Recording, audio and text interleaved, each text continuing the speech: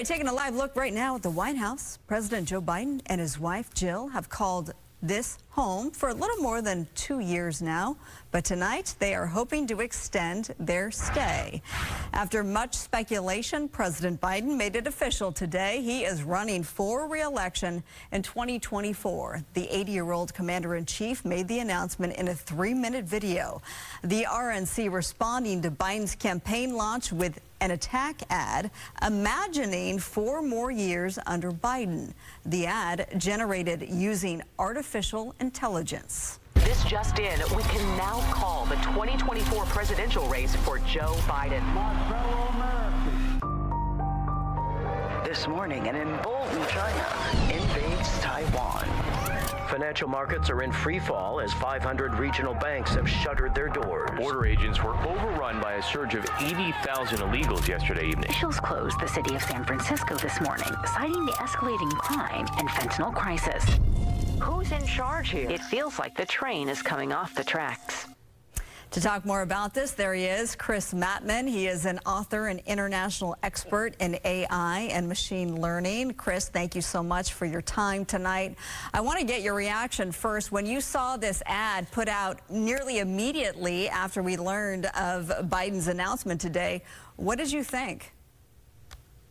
Marla, thanks for having me on. When I saw the ad, I was, equally as impressed. Just like with the Pope and the Balenciaga, sweater or the jacket, the power of these generative AI technologies is that they can generate photorealistic and video realistic content.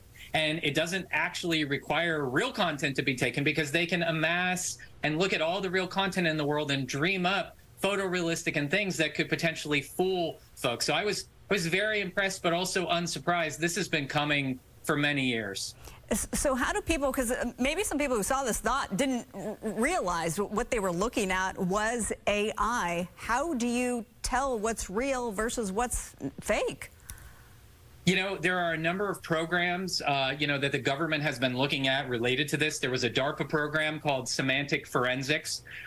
One of the interesting things that came out of this program, DARPA is the Defense Advanced Research Projects Agency, is they were looking at these photorealistic capabilities and videos that were coming in years past. The program ended some years ago, but some of the ways that they were looking at it is when these actual images or videos are generated, there are artifacts. Like, for example, you might generate a picture of someone with an earring that in real life would never wear that earring. And the way I tell people, related to, we may generate some images of, say, rovers on Mars or things like that, in which the rover has 2 arms, but in reality, the rover would never have 2 arms. So there are little artifacts and things that you can look at semantically in these types of content that allow us to detect it. But again, hundreds of millions of dollars are being invested today in trying to answer that question, and we're not there yet. New tools are coming out to do this, but we don't have a solution. This is a very troubling area. Yeah, when you look there, if you look closely, President Biden in that AI-generated image looks more like a wax figure. You are pro-AI.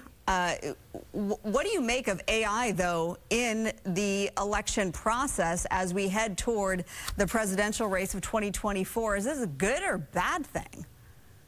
I think it's good. And the reason that I'll say that is that, take a look at this situation. The campaign video, the Republicans put out, their content, their retort to Biden's announcement. But, we know that the campaign video put it out. Now, what they ought to have done, and what I'm hoping campaigns and folks that are participating in the electoral process can agree to, is some type of ethics or AI Bill of Rights, related to this. Perhaps they could mark their content and say, look, this was generated by AI, or identify that. We need to be more transparent, just like we were asking, hey, with Twitter accounts, like this is a state-controlled media or, other controlled media. We need to do the same things with AI, and these are some of the things that we can start to do, but we're going to need to do more. Transparency is key.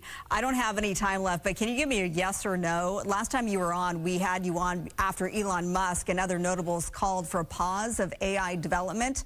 Has that pause been had? In my capacity and understanding, no. Okay. You know, companies are continuing to do this. It was a nice thing to kind of get some news cycles and some headlines and things, but my understanding is they're continuing to do it for a variety of reasons, including national security reasons. We simply can't fall behind some of our adversaries. All right. AI and machine learning expert Chris Mattmann, thank you so much.